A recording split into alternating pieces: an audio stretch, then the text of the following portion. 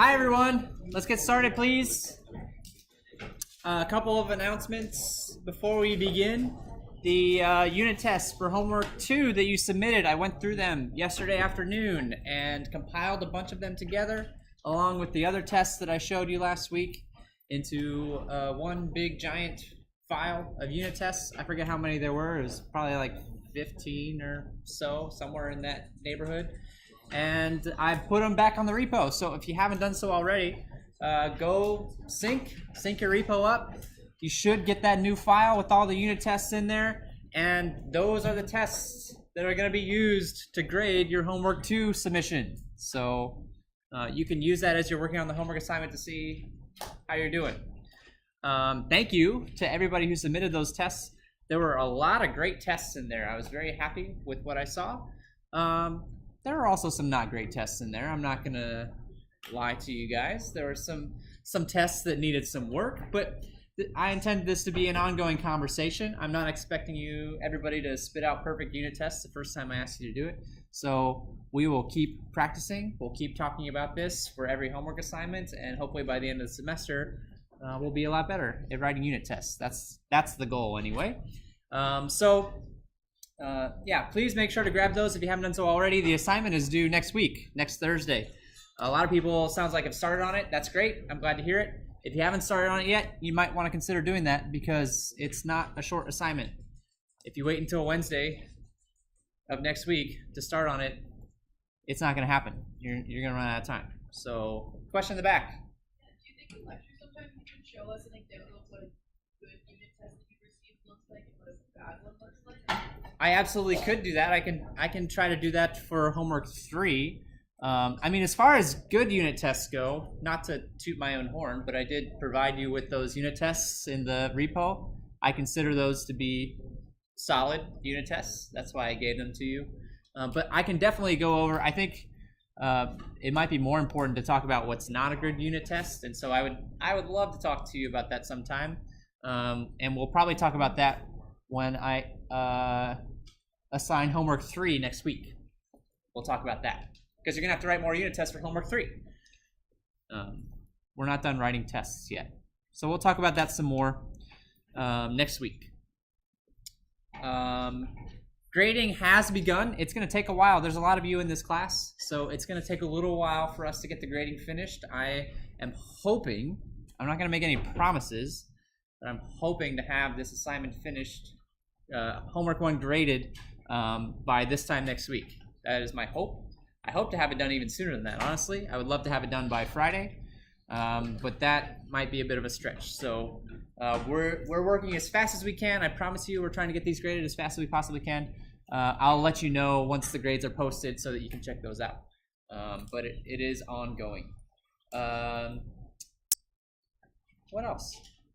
I think that's all the announcements I have. Does anybody have any questions about the homework assignment or anything else that's going on? Yeah, what's up? This is just kind of like a general question. I kind of gleaned this from the responses I got on Piazza. Is the general rule like when in doubt about what should come back as what the result should be for an operation, make it work like SQL does? Absolutely, yes. That is always a good plan. I mean, that's why I provide you with the studios where you can set up a database and try things out for yourself. So I would absolutely 100% suggest that. If you're not sure, you're not quite sure how something should work, run a query on an actual database. You have all the tools necessary to do that, and see what it does, and make it work like that. In general, though, too, I mean, we can expand on this a little bit. If I'm not 100% explicit on an assignment about what you should or should not do, I'm open to interpretation then. There's wiggle room there. I think I've made it pretty clear already that the tests that I provided to you yesterday are the ones that I'm going to use to grade the homework assignment. So if you find something that's not covered by those tests, figure it out. Do something that makes sense to you, and be ready to justify why you did it that way if I or somebody else comes asking questions about it in the future. Right? Just be prepared to explain your answer. Explain why you did things in a particular way. Or drop some comments in your code that say, hey, I ran into this situation, I decided to do it like this. That's great. I love seeing stuff like that. Any other questions about the homework assignment or other things coming up on the schedule? All right, cool. We are actually kind of creeping up on the first exam. It's still a couple weeks out, but it's getting closer. So good to keep that in mind as we go through the next few weeks. This material is definitely going to be on the exam. It's a major part of the next homework assignment, as a matter of fact. We're going to talk about optimization. So up until this point in the course, our primary focus has been how do databases work? How can I get databases to work? How can I get databases to store data? How can I get databases to let me retrieve data when I want it? But we haven't focused a ton on performance, and that's all going to change today. This week and next week, this is our primary goal is not just to make things work, but to make them work fast, to get some performance out of our database. So there's two ways. There's actually more than two ways, but there are two primary ways that people go about making things faster on their databases. What we're going to talk about today is indexing. And actually, that's what we're going to talk about on Thursday as well, is indexing. We're going to go through various indexing techniques. There's one indexing technique in particular that we're going to spend a lot of time on because it's very, very, very widely used, and it also happens to be the basis of the next homework assignment. So we're going to spend a lot of time talking about indexing today and on Thursday, and then next week we're going to talk about how to actually optimize the queries, your queries. So if I give you a query, can I perform the operations in a particular way that's going to speed that query up? That's what we're going to talk about next week. But today we're talking about indexes. So this idea of an index is that I'm going to provide another way to get access to my data. We already have one way to access our data. That's through the heap files, the physical representation. If I want to get a tuple out, I can go to the heap file and say, give me some tuples. I want these tuples. We're going to provide an alternative path to gain access to that data. And it's important to understand that this alternative path is in addition to the heap file. So the heap file still exists. The pages and everything are still there. That's not going away. That structure is still part of the equation.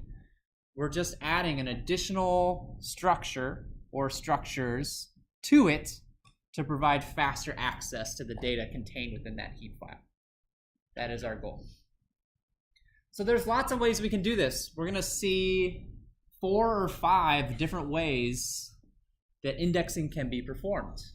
We're going to start with single level indexing and work our way up to multi-level indexing, which is the fun part. But let's start with single level indexing. It works a lot like an index from a book. So if you flip to the back of a book, you see a list of words. And then after the word that you're interested in, you see a list of page numbers that you can find that word on. It's the same idea. It's the same idea with the single level index. I'm going to pick a column from my table that I want to be indexed. I'm going to make a list of all of the values that show up in that column, and then I'm going to create an index that shows, all right, this value shows up on this page, literally the heap page that it shows up on. What's the number of the heap page that this value appears on? It could be multiple heap pages, right? I could have the same value show up multiple times, but I want an index that shows me where the particular values from the column show up in a particular heap page. The nice thing about doing this, just like an index at the back of the book, right? The index is ordered. So if I'm looking at the back of a textbook, it's in alphabetical order. If I'm doing numbers, it would be numerically ordered, right? How does this help us? Where does the performance benefit come from? I'm trying to find something in a table. How does this setup help us? Yeah. Yeah, I think values are like I'm sorry? values are already sorted, so Well, in some cases, yes, but not in all cases. I think the important point here is that whether the values in the table are sorted or not is actually not relevant to the, well, it is relevant. It's not as relevant as the fact that the index itself is sorted. So if I look at the index entries, those are in sorted order, which is really where the performance benefit comes from. Think about it. If I give you a whole bunch of values and I ask you to find one, how do we perform that in our heap file? How do we do that? We did a linear search. We went and checked every single one. We said, is this the value that I want? Is this the value that I want? Until we found it.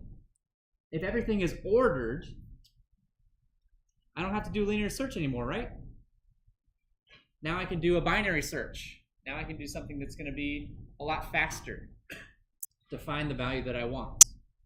So I can do a binary search on the index to find the value, and then that index says, okay, the value that you want is on page number 7, so I grab page number 7, and then I might still have to do a linear search, but just on that one page, not on the entire heap file.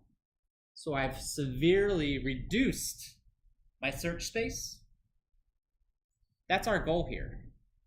If I'm trying to find tuples, I'll find them faster if I can limit my search space. That's the whole point of an index. That's the whole reason that they exist. Reduce the search space for a particular value. It doesn't come for free, though. Indexes are physical structures. They take up space. So to get this performance, I have to give up some space in return. I have to actually store this index in a file on disk. But how big is it? That's the question. So the size of the index in comparison to like a heap file, for example, is it going to be bigger than the heap file, smaller than the heap file, same size as the heap file? What do we think? Yeah. I would think smaller, because unless you get to the point where you're possibly indexing every single column, I would think it would be smaller.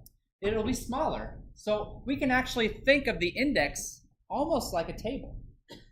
It's not a table, it's an index, but we can think of it structurally as similar to a table. An index, for the most part, is going to have 2 columns, the key and then the values. So if I think about it that way, right, I've got an index which is basically 2 columns.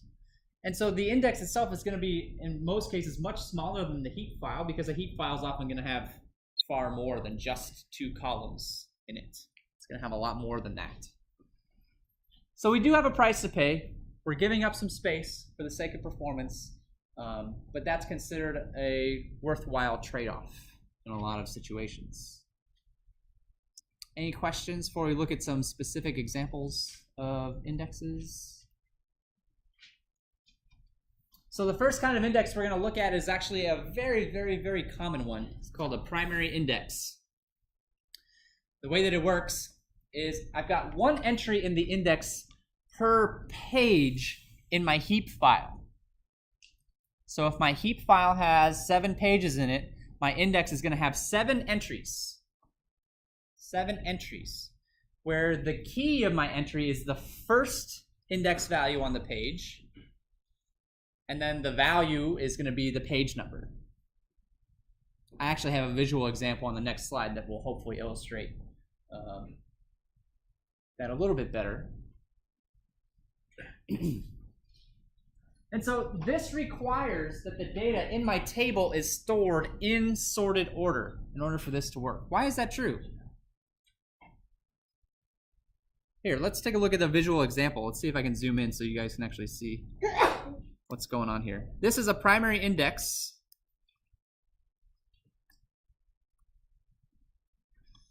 So this is the index over here, and this is the table that I'm indexing. So the index is sorted, but so is this column in the table. This name column is sorted.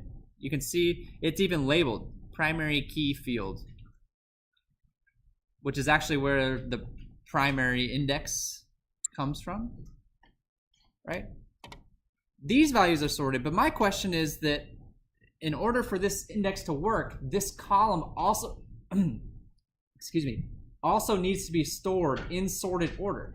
And my question to you is why? Yeah. It appears that what you're going to be doing is you're going to try to like use the index to the heap page itself, and if all heap pages are the exact same size, it needs to flush with them. So the size of the heap page, I mean, it has more to do with the fact that we get away with indexing only the first entry because this now acts as a range, right? The index is sort of acting as a range in this particular setup. So if I have a last name that's in between Aaron and Adams, I know that it's going to be on this first page because the values are stored in sorted order. Think about how that would look if these could show up in any order. If these names were not stored in alphabetical order, I couldn't set my index up this way. It would not be enough information for me to locate every single value in that column. I could locate some values, but I would not be able to locate every single value in the column if these were unordered. So what we're suggesting here, just let me make this clear. A primary index says, I'm going to store my heap file, the pages in my heap file, the tuples in my heap file, in sorted order for the column that I'm indexing. And then I can create an index that simply lists the first value on each page for that indexed column. And that will allow me to find the page for any value, any possible value in that column. Does that make sense? So that's not the only restriction that we're dealing with a primary index. So not only do we require the data be stored in order, but it's a primary index, which also explains this next part. It has to be based on the primary key of the table. Not just stored in sorted order, but based on the primary key. Why? Why is that important? What attribute is true about the primary key that helps us here? Primary key has to be what? Unique. So how does that help us here? Think about what would happen if I had duplicate values, perhaps. If I allowed the same value to show up multiple times. Yeah. Well, then your indexing would point you to different places in the table. It could potentially point me to multiple pages, making it more difficult for me to find what I'm looking for.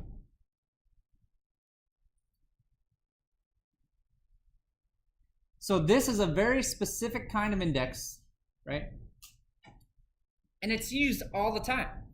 This index is used all the time. In fact, if you open up a database like MySQL, like I had you install for the studios, a lot of times MySQL is going to create this index for you without you even asking.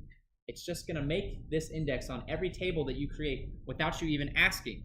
It's going to look at the primary key and store the tuples ordered by the primary key, just so that it can set up this index for you on every single table.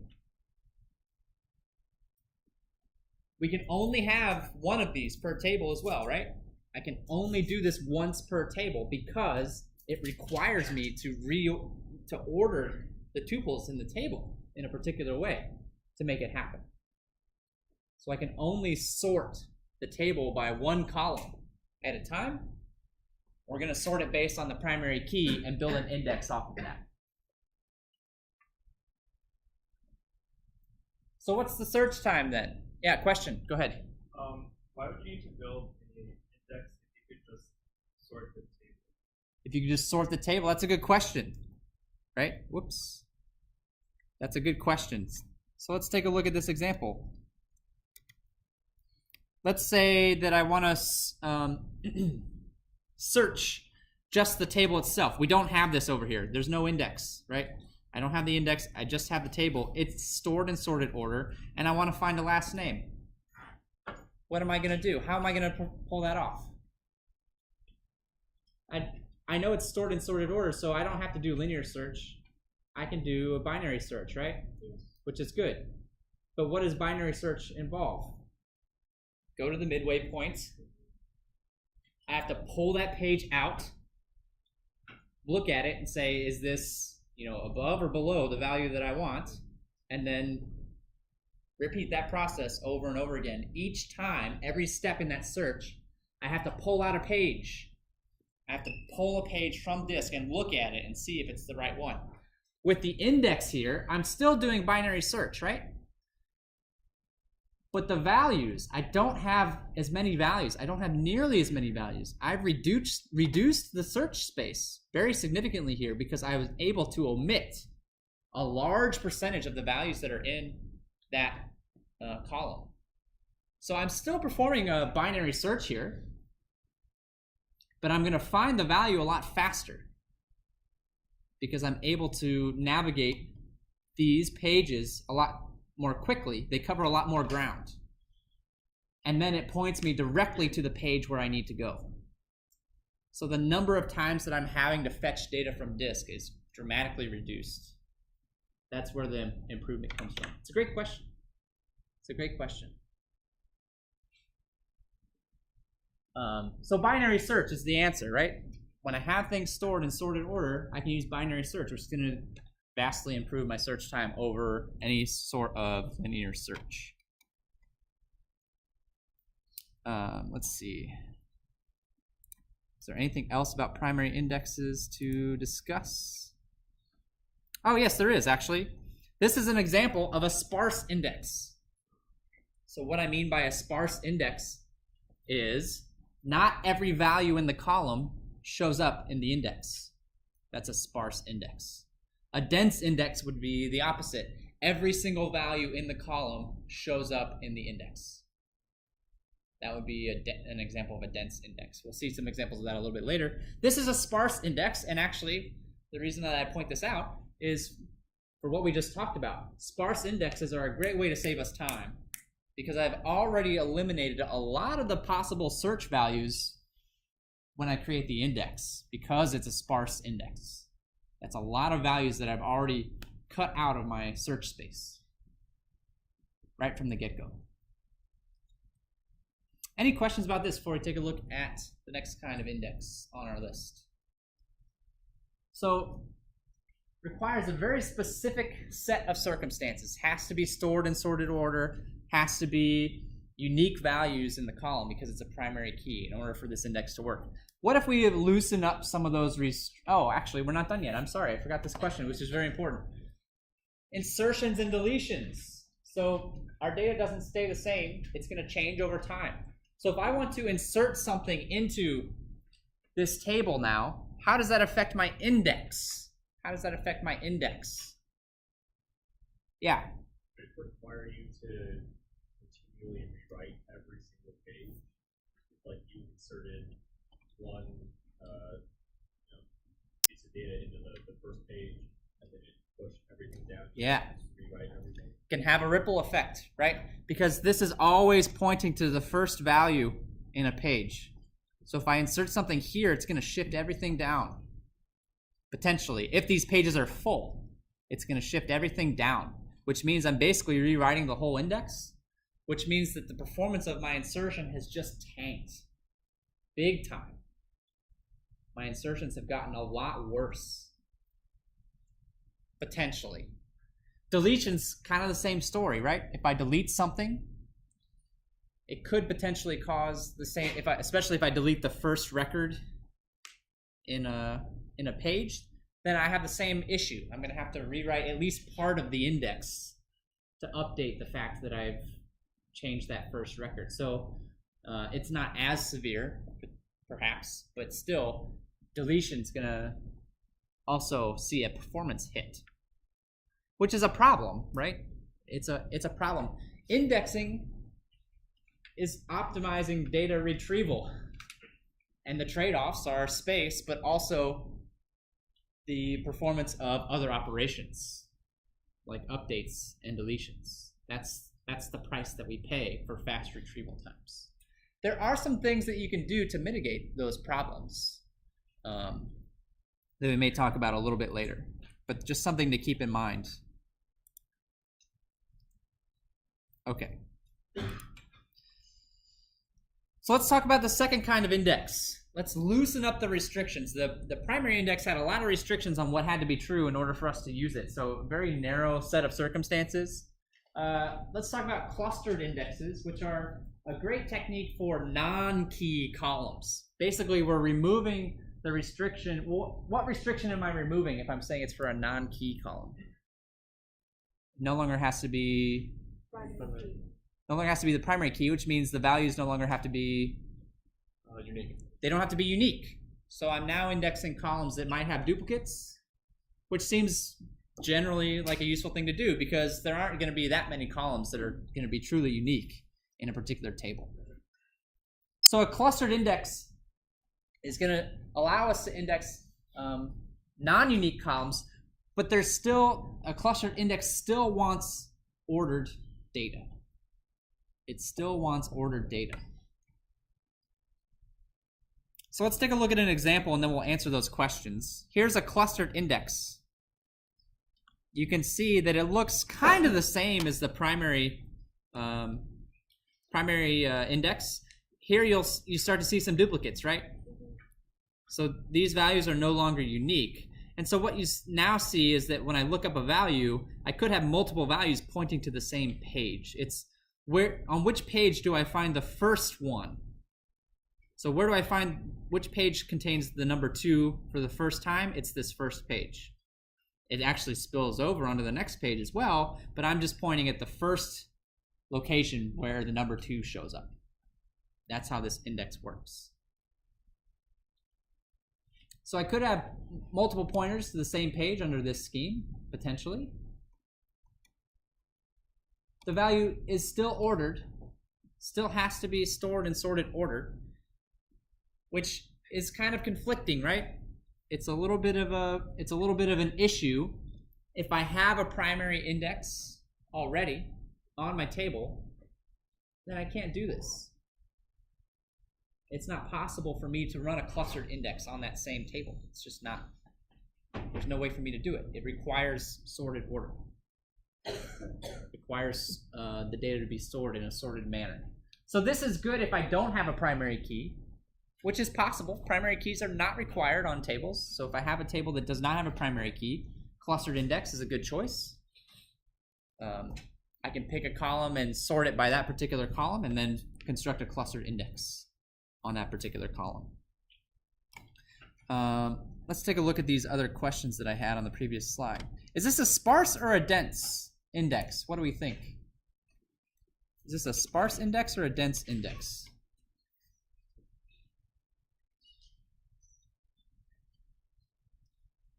How many people think it's a sparse index? See some hands. Dense index? Okay, I saw some hands for dense index. It's actually sparse. It's actually sparse, which might feel like a little deceiving because I'm seeing every value show up in the index, right? But dense index means literally every single value. So if 2 shows up twice, I'd want to see 2 show up twice here for it to be a dense index. And it doesn't. The number 2 only shows up once. So it's still technically a sparse index. Technically still a sparse index. The idea of searching still works the same though. I can perform a binary search on the index file and then that's going to immediately locate the page where those values begin. What about insertions and deletions? Is it going to suffer the same effects as the primary index insertions and deletions, or is it going to be better or worse? What do we think? Yeah. It might be slightly better depending on where you insert it. Slightly better. So what makes you say that? Well, if you're trying to, if like have like a last value at the end, you're only interested in where the first instance occurs, so you can just slip it in behind the others when you're doing that. Okay. But if you're adjusting like your first one and it ends up moving it down, the page down, then you still have to reorder everything. Yeah, so like if I insert another 1 here, this 2 is now going to get shifted off the page, right? And so I have to update that pointer for 2 for that particular key. So it could still require me to update the index based on insertions and deletions, but it should happen less frequently, hopefully. That ripple effect should hopefully not be as severe. You can actually see that if I were to insert a 1 here, the 2 shifts down, but the index for 3 is going to stay put because there's still 3s on this page, right? So it's not necessarily going to have as severe of a ripple effect that we're going to see with the primary key index. So it's still a little bit problematic. Still going to cause us some performance issues with insertions and deletions, but hopefully not on the same scale. Any questions about clustered indexes? Yes? If you, let's say you added a 1, it would shift it to, and even though it wouldn't affect the 3, you still have to check all of the other indices because they've all still shifted by 1. Oh, that's a good point, actually, now that you bring that up. 3 doesn't change, but actually in this case it ends up being safe. None of the other ones do change, but you would have to be aware of that fact, yes. You have to check the entire index to see. In which case, you might as well just rebuild the whole thing, right? I mean, which ends up happening sometimes.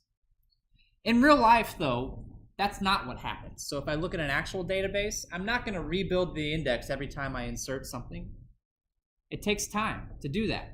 And I don't want to take that performance hit every time I insert something. Instead, what happens is this. If I do some insertions, I'm not going to touch the index. I'm going to leave the index alone, which is a sacrifice, right? I'm letting the index be wrong a little bit. It's going to be off. It's not going to point me to the right place. But I'll be aware of that. I'll know that it's still going to kind of get me close to the right place, and then I might have to look around a little bit more to find the values that I'm looking for. So I'm just willing to accept a little bit of inaccuracy in my indexing. And then eventually what happens is I perform insertions, or deletions. And after a certain point, I just say, all right, I've done 1,000 insertions. It's time. I'm going to throw this index away. It is so far out of date that it's not even particularly useful to me anymore. I'm going to throw it out and I'm going to rebuild it. We're not going to restructure the index for every single insertion. We're going to let them build up a little bit and then do it. That's more common. That's more often what you would see in practice. You can notice this in your queries, as a matter of fact. You'll actually see it. If you're doing a bunch of insertions or deletions, you'll notice that every once in a while one of them takes longer than the other ones, because that's the one that triggered the index rebuilding.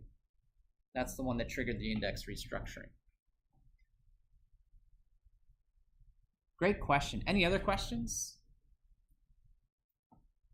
All right. 2 kinds of indexes down, a couple more to go. A secondary index.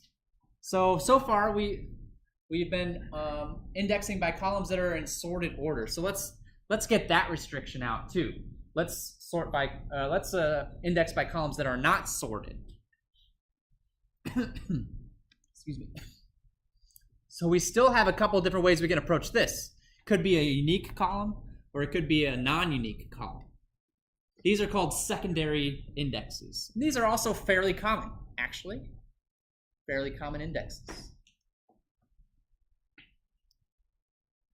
So if the values in the column that I'm indexing are unique, here's what a secondary index might look like. You can see that the number 1 is on here, and then I have a pointer to the page that has the number 1 on it, which is down here. What you probably immediately noticed is that unlike the previous slides with the sorted indexes, this index looks a lot more like a bowl of spaghetti. I've got pointers going all over the place, right? But it can still be done. It can still be done. Contrast this to a primary index where the values would be stored in order, right? What's the biggest difference between this and the primary index?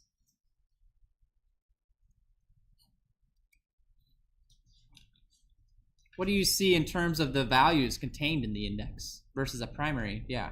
Looks dense. This is dense. Every single value is showing up here. Every single value is showing up. It has to, because I no longer can rely on the sorted values to save me on the search space.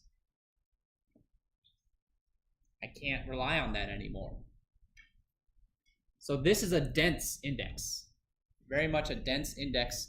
I'm going to index every single value. Think about what that means. If I have 100 rows in the table, I'm going to have 100 entries in my index. That's more space that I'm giving up as a result. Yeah. In this example, some pointers point to the same row. They're not pointing to rows, they're pointing to pages. We always point to pages. So if I'm looking for a value, what's the process? If I'm looking for 7, 7 points me to this page, and then I still have to do a linear search within this page to find the value. Especially now, since they're unordered. If this was a primary index, I could actually binary search within the page to find it, but these values are unordered, so I have to do a linear search within the page, which is much better than having to do a linear search through the whole file. Right?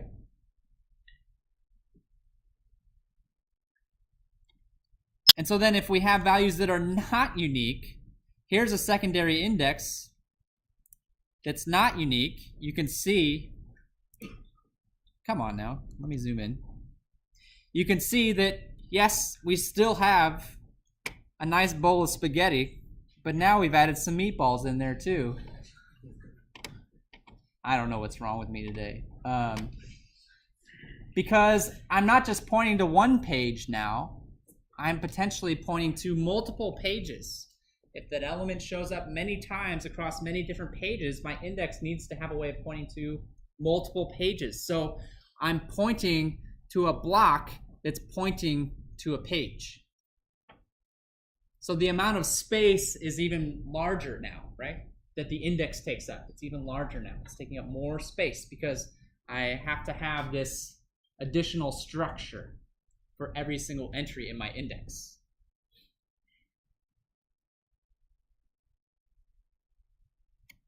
And this is actually a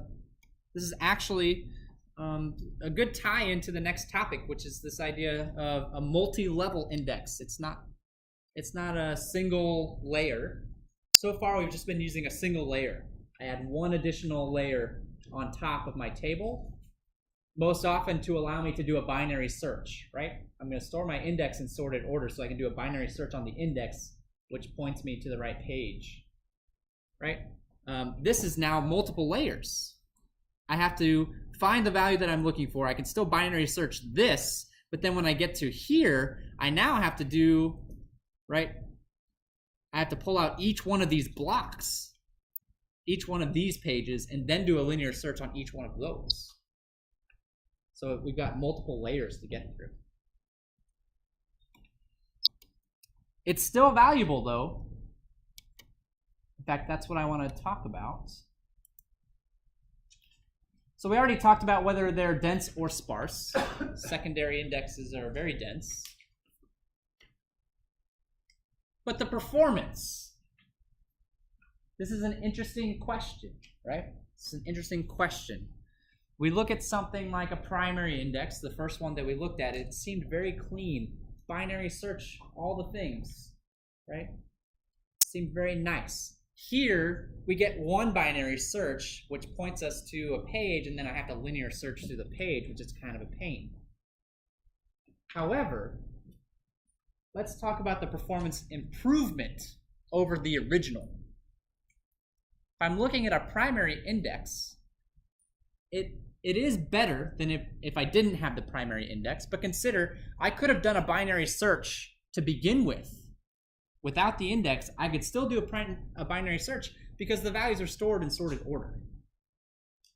So the improvement over that is going to be more modest than the performance improvement that a secondary index is going to get for me. Because if I didn't have a secondary index, I have to do a linear search through every single page. It's unordered, and the values could show up multiple times. I have to do a linear search through those values, which is very bad.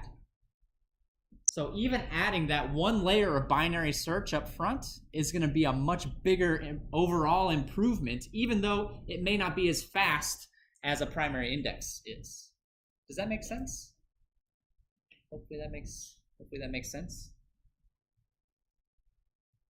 The performance is not as good as a primary index, but the improvement over what it was without the index is greater. Yes? I think that this does have a chance of becoming worst case where it frustrates anything, like if you add an instance of the value I'm looking for on every single page. Yeah, sure. So worst case scenario, I'd have a value on every single page, which means I'm linear searching the whole file anyway, right? Anyway, that would be really bad. But that is the worst case scenario. The average case scenario is much better than that. Any questions about this before? Yeah. Since we already have every single item in an index anyway, why don't we put it point specifically to the page and The page and the row? like right now we're just pointing to like just the page. Yes, that's true. We have point to a specific row in the page somehow. We could, but consider the side effects of that. The same value could show up multiple times on the same page. And now I've got a lot of extra overhead for those row pointers that are essentially pointing to the same place almost. So you certainly could do that. It adds another layer, I think, is what ends up happening. So here I wouldn't just have a layer for the blocks, but now I'd have another layer on top of that for the rows within the blocks. And so it's a trade-off. I think under certain circumstances it probably would be an improvement if I had a column where I had values showing up a lot, like a lot of duplicates. I think it would probably be a detriment overall.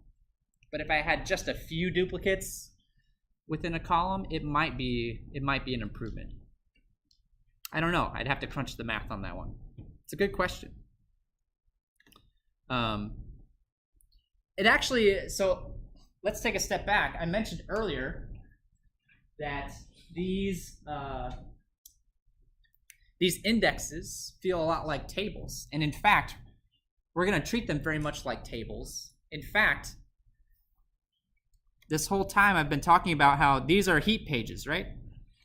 This is a heap page, this is a heap page, this is a heap page. Well, guess what? This index over here, also a heap page.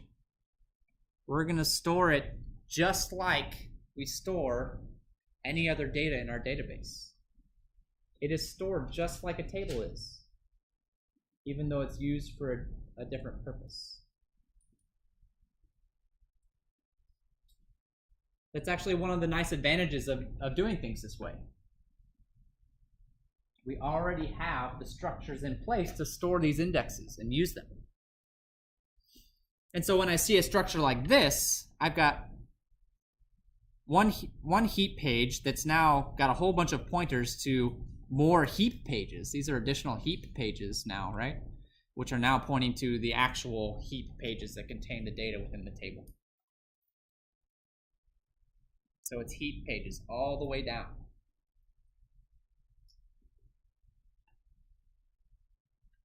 Any questions? All right. Not done yet. We're going to talk about multi-level indexes next. This is where the real magic starts to happen. Primary indexes are great. They're used a lot. Secondary indexes, also just fine. Also commonly used. But this is sort of the standard anyway for indexing in databases these days. We're going to take this idea of a single level index and we're just going to expand it out to multiple levels. Again, the goal here is to try to reduce the search space even faster. So I'm going to create an index, a single layer index, and then I'm going to create an index into the index. So we got a little indexception going on. That's a terrible joke. But that's how it works. It's an index into an index, and I can repeat this for as many layers as I want, although typically we would like to keep the layers at a somewhat manageable level, because we have to remember that every index we create is space. I have to have room for that, right? So if we keep our indexes ordered,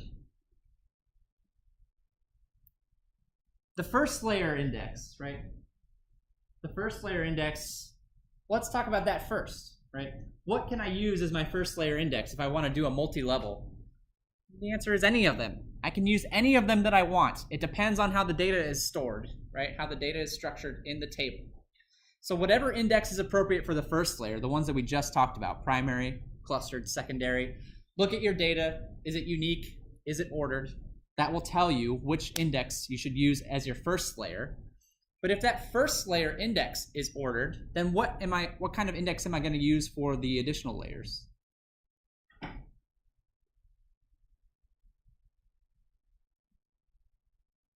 Let's take a look at an example. Here's my secondary index, right?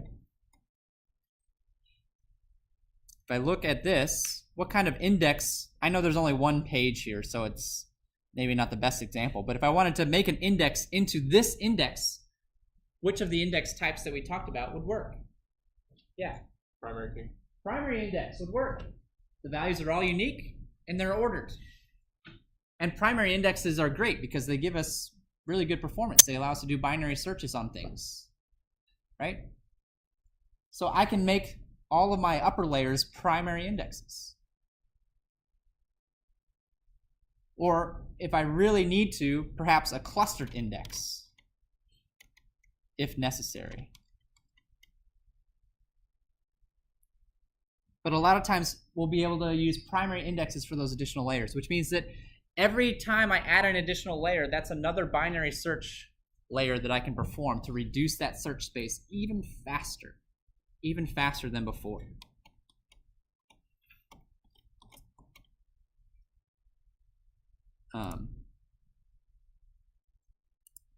Okay. There are some limitations on this, which we've already kind of talked about, actually. The number of layers you have to be careful about. You don't want to go overboard. There is kind of a sweet spot, right? Typically, the way that we like to do it is I want it so that my topmost layer takes up one heap page. One heap page. Ideally, I want my topmost layer to be 1 page or less worth of information. If it starts to grow beyond that, then that might mean that it's time to add an additional layer to index that page a bit faster.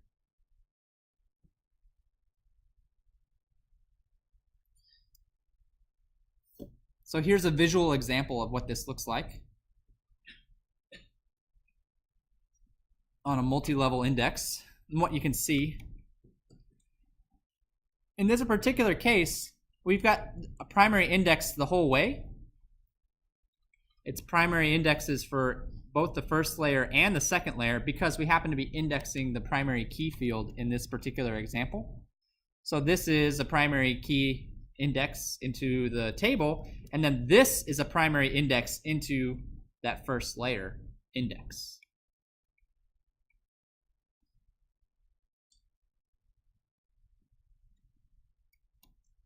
What factors are going to affect performance under this scheme? If I want to get more performance, if I really wanted more performance out of this example, what would I like to see about this specific example? What would I like to see if I wanted to get even better performance out of this?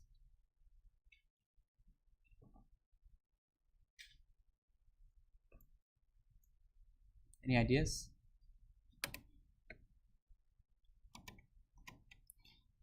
I'd want to see more values on these pages.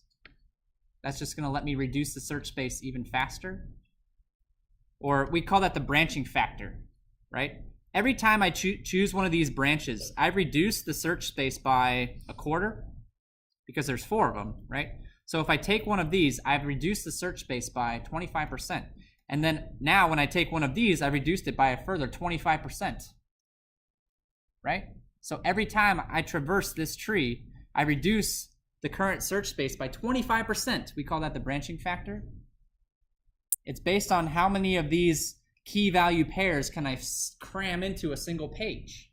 So the more of these key value pairs I can get into a page, the larger my branching factor is going to be, and the more my search space is going to get reduced every time I go from one level to the next. Yes? So if in the first level it has to point to at most 1 per page, does that mean for the second level at point the keys are going to be separated by more than a page, several pages? Yes, for sure. In fact, you can see that here, right? here I've got one entry per page on the first level, but here this one points to this one, which covers the first 4 pages. This one covers the next 4 pages, and then there aren't enough pages left for this last one, but theoretically could cover another 4 pages. So that's what I'm talking about when I'm saying reducing the search space, right? When I start off, I have 16. Well, I could have. What do I have in this example? 13 pages.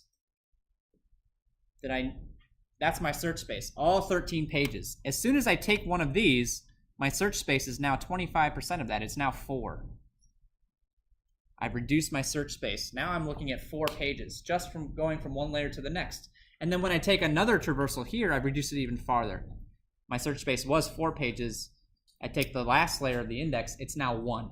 I'm now searching 1 page to find the value that I want. That's all based on the branching factor. The more branches we can have in this tree, the more children we allow each layer to have, the faster the search space is going to get reduced, and the quicker we will find the values that we're looking for. Does that make sense? I hope.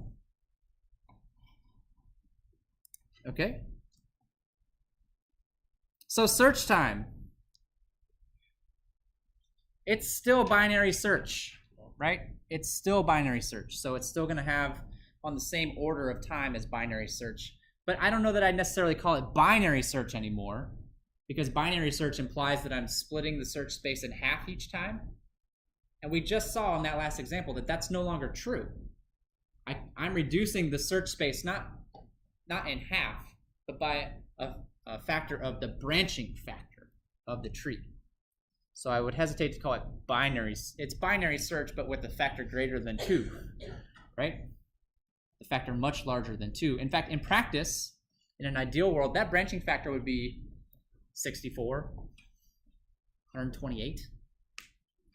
Think about that. I have a table. We're dealing with large tables, more than 16 pages, hundreds of pages, thousands of pages, millions of tuples.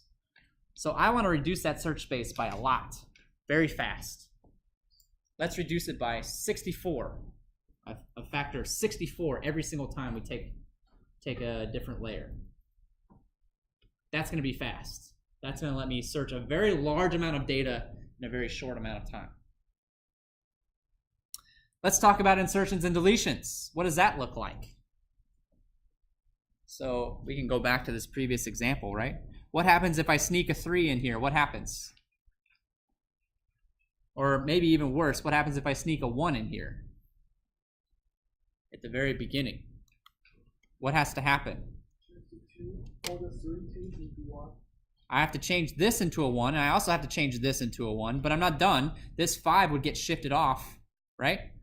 And so now this 8's no longer good. I have to change that as well, and I have to change that, and I have to change that. I have to change the 35s. So it's even worse potentially than it was before, because I have to update not just one layer of my index, but now I have to update 2 layers or more. So insertion is still a problem. Deletion is still a problem when using multi-layer indexes. Even more of a problem than if I was using a single layer index. Again, that's the trade-off. That's one of the trade-offs of using an index.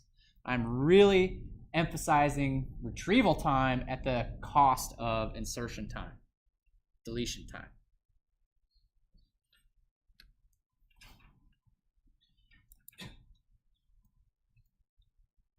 All right. Let's see if we can solve those problems, or at least make them better.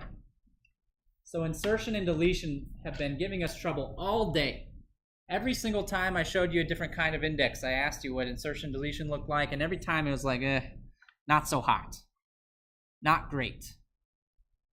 So what can we do to fix this? The problem with insertion and deletion is that everything is very tightly packed together. So when I insert even a single value in, I have to move everything else to make room for it, which means I have to redo everything because it's all just so tightly packed. So the idea here is, well, let's leave some empty space. Let's not pack things so tightly together. What if What if instead I left one of these spots blank, right, in each page? Now if I insert a value, I might have to update the key for this page, but that's it. The other pages remain untouched because I've allowed a little bit of room for that page to grow. I've allowed some space for that page to grow. They're not full all the time. This has an obvious drawback, right? I am intentionally leaving empty space.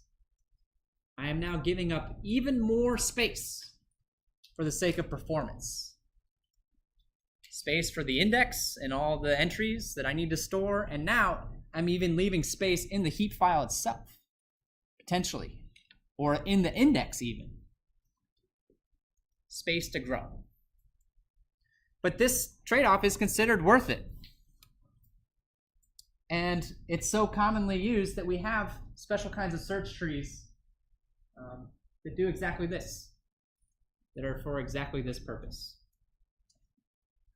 So we have B trees, and we have B plus trees, which are very similar with a slight variation. Let's take a look at B trees first. B trees are always balanced.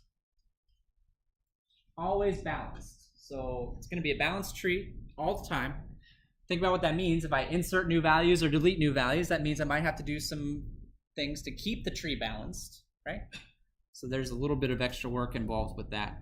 Tries to minimize the wasted space due to deletion. So if I delete something, there could be a gap there.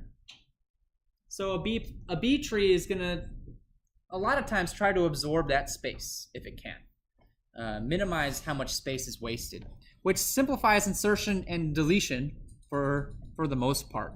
Let's take a look at an example. Right here, this is a node. This is one node in the tree at the top. And so what we have is I've got tree pointers and I've got data pointers. The tree pointers point to subtrees, and these will be stored in sorted order so that I can find what I'm looking for, so that I can use that binary search, right, through the tree. So these are stored in sorted order. And then the data, that's an entry of my index. That's a key value pair. So that's pointing to a heap page in the heap file. Here is a more concrete example. It's the same idea. Here's a node. These arrows are the tree pointers, and then these values here are the data pointers. So if I'm looking up the value of 6, for example, I would come here and I'd see this data value of 5, and I'd say 6 is greater than 5, but it's less than 8, right? So I'm going to take this middle tree pointer, follow it, and I look at these data values, I say there's my 6. And then this is going to say which page in the heap file contains the value 6. I found the value that I'm looking for. If I'm searching for 8, it's even faster, right? If I'm searching for 8, I come to the root. I say I'm looking for 8. It says, oh, 8, there it is. It's right here in the root. I don't have to go to any other nodes. I just follow the data pointer to the page that 8 lives on in the table, and I'm done. So far, so good? So it's a balanced binary tree that allows us to look up values. The previous example here assumes that we're searching for a key. Or in other words, it assumes that we're searching for values that are unique. What if we're not? What if I'm searching for values that could show up multiple times? How does that change the structure here? How does that change the structure of this tree? I'm sorry?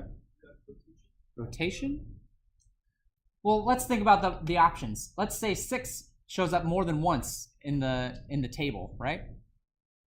How am I going to accommodate that? I could maybe see 6 show up multiple times in the tree. That doesn't quite feel right to me. What's another option?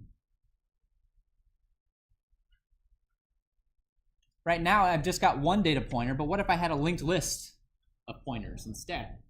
6 has a list of pages after it, not just one page, but a whole list of pages after it. That's where 6 lives. That could be done, right? At the cost of now these nodes taking up more space again. But it can be done. It does not have to be done for a unique column. It can be done on non-unique columns as well. What about insertion? What about if I have a new value that I want to come in? Like, for example, a 4.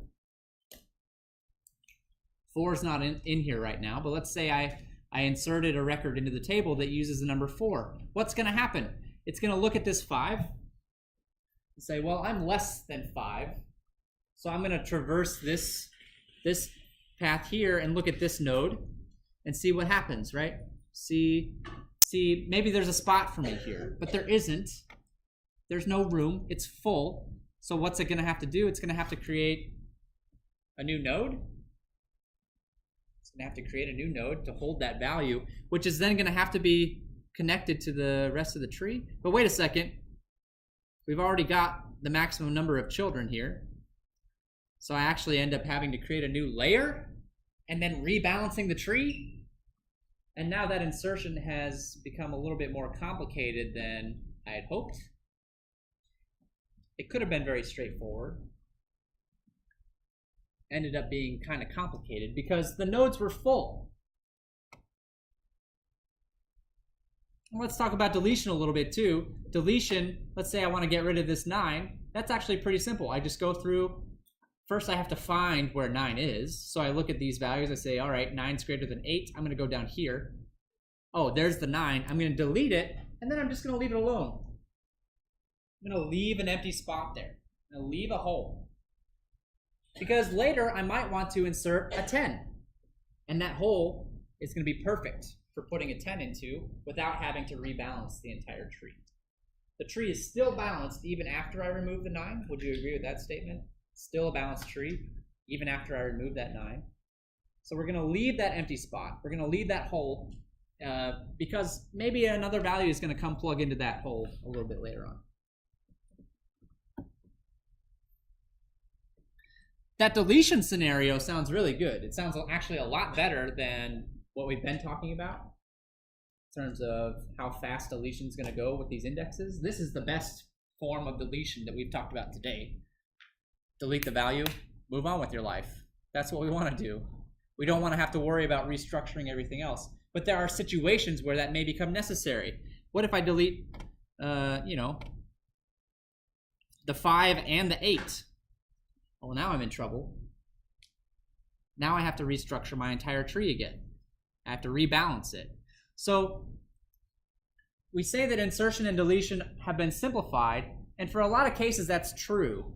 If I have empty spots, insertion is simple. If I can delete something and the tree is still balanced, deletion is simple. But there are those edge cases. Oh, I'm inserting something, I have to make a new node. Now I have to rebalance the tree. Oh, I'm deleting something. Well, now this node is empty, which means I have to remove that from the tree, and now I have to rebalance the tree. So even though on the general case, insertion and deletion are going to be simpler and more efficient, there are still edge cases where insertion and deletion are going to require some more work. I'm actually not going to go into a ton of detail, though, on B trees because the structure that I really want to talk to you about is a B plus tree. And this is sort of what we've been working up to all day today. On Thursday, our topic is B plus trees. We are going to spend all day on Thursday talking about this data structure. In fact, next week, when homework assignment 3 comes out, your task is to implement a B plus tree. That's it. I make it sound simple, but it's actually not. There's a lot of stuff going on with these B plus trees. So let's talk about them. They're very similar to a B tree. The biggest difference with a B tree, if I go back a couple slides, I've got tree pointers and I've got data pointers all in the same node. A B plus tree is going to keep those separate.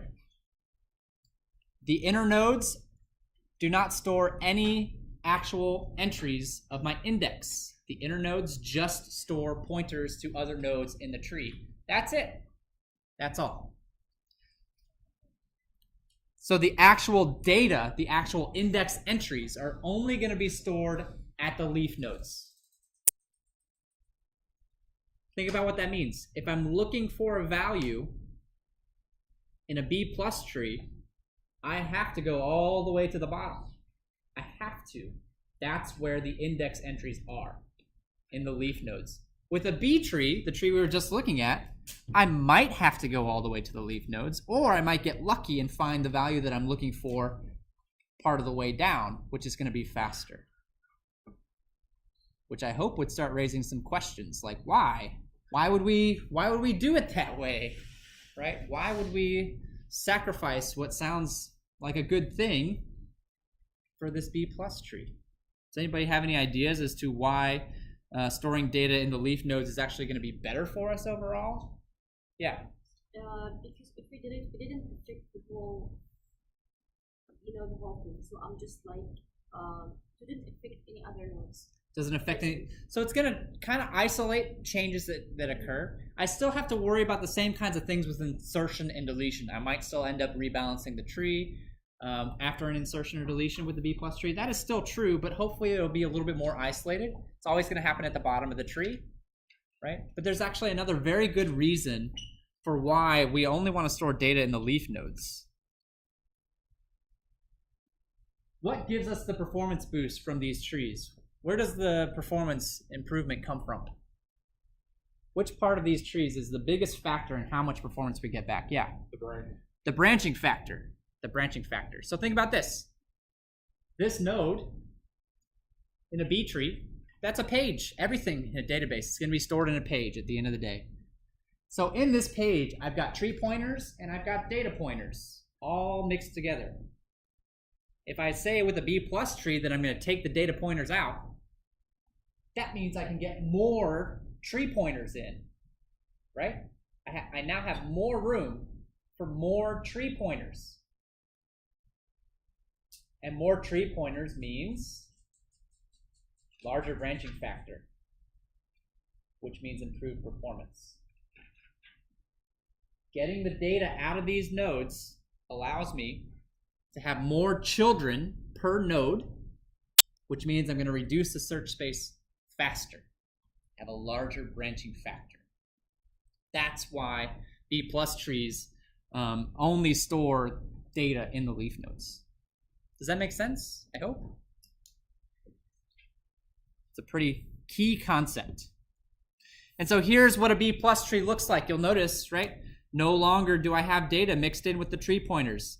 I have two different kinds of nodes now. I have inner nodes, which are just pointers.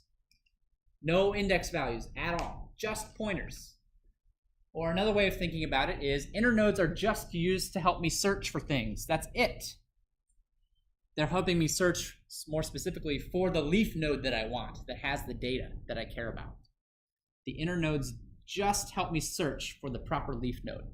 And then the leaf node just has data in it. That's it. That's all it's got.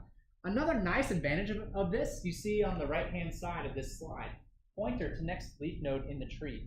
If I just want to do a scan of all the data in an index, because a B plus tree stores the data in the leaf nodes and it's balanced, I can make a linked list out of those nodes, which allows me to easily scan all of the data in that B plus tree. Think about with a B tree where the data is mixed in across all the nodes, I can't do that. That's not possible for me to do that. It's a lot more difficult.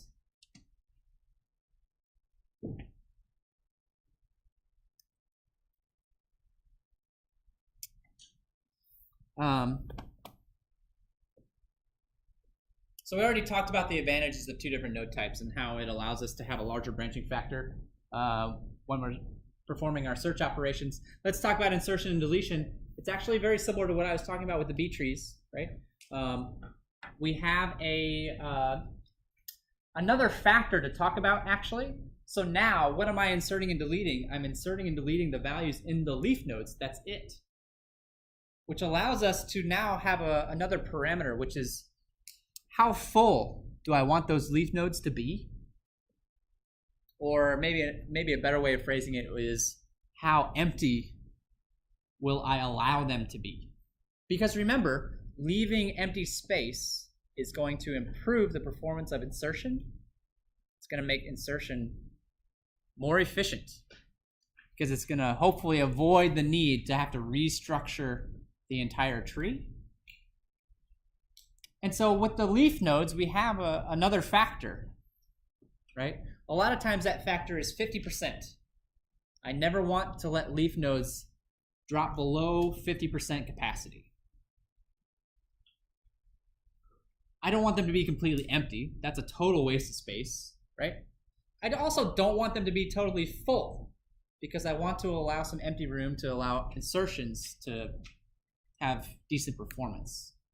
So we're going to say that I want them to be at least 50% full, so somewhere between 50 and 100% full. Although we can vary that number depending on which operations I want to emphasize. If insertions, I expect they're not going to happen as frequently, or I just don't care about them as much, then maybe I'd say I want them to always be 75% full or higher and reduce the amount of space. Reduce the amount of empty space that might be in those leaf nodes. Let's take a look at an example. I'm going to tell you right now, I'm going to do this exact same example in class on Thursday. You might be wondering why. It's just redundant. B+ trees, you just need to go through them a few times to get used to them, right? You just need to repeat the process. Go through this process a few times before it clicks. So I'll do this example now. We got 8 minutes left in class. I may not have time to get through all of it. I'll go through as much of it as I possibly can. But we're going to do this exact same example in class on Thursday, probably. So we start with one node. Actually, we start with nothing. We start with no nodes, right? Empty tree. So the first number, I know the text is real small. Let me zoom in here so we can actually see. The first number I want to insert is an 8. I have nothing right now. So I want to insert an 8. Okay, I'm going to make a node. I don't have any, so I have to make a node. In this particular case, I should actually take a moment to pause for a second.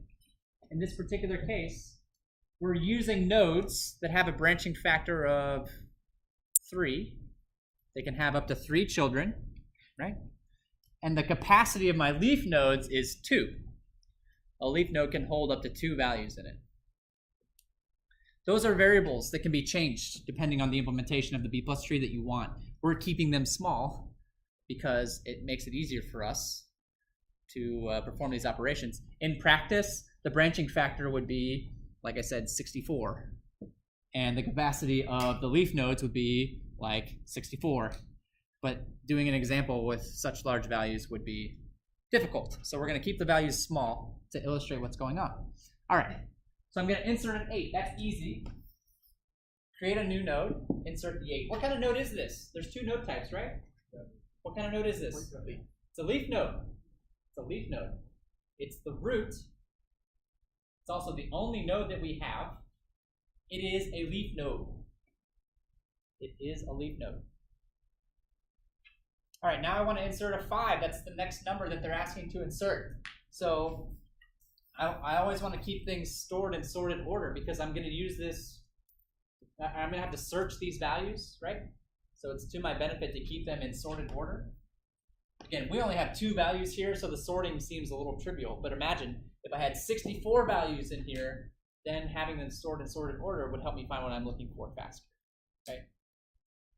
So when I insert the 5, the 8 has to scoot over, and I can put the 5 in. This is still a leaf node. Still a leaf node. When I insert the next value, that's when things start to get interesting. I'm going to insert the 1. I don't have room. I do not have room. This is going to cause us to split the node into 2.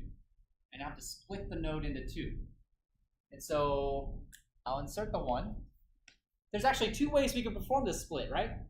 I could just put the 1 over here by itself and leave the 5 and the 8. Or if I wanted to, I could have the 5 travel with the 1. right? And then leave the 8 by itself. I think both ways are fine. However, for the sake of you guys, as you're working on the homework assignment to implement this thing, the important thing is to be consistent with how you perform this split. So the way that I am going to do it, I'm going to follow along with the examples in the slides, which are also in the textbook, if you have access to the textbook. The way that we perform a split. An eraser.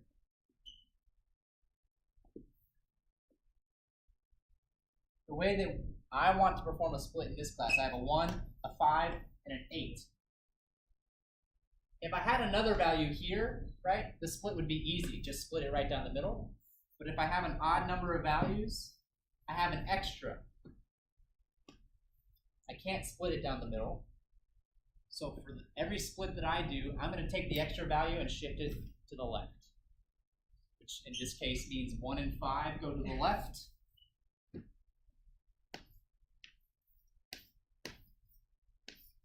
And 8 is over here by itself.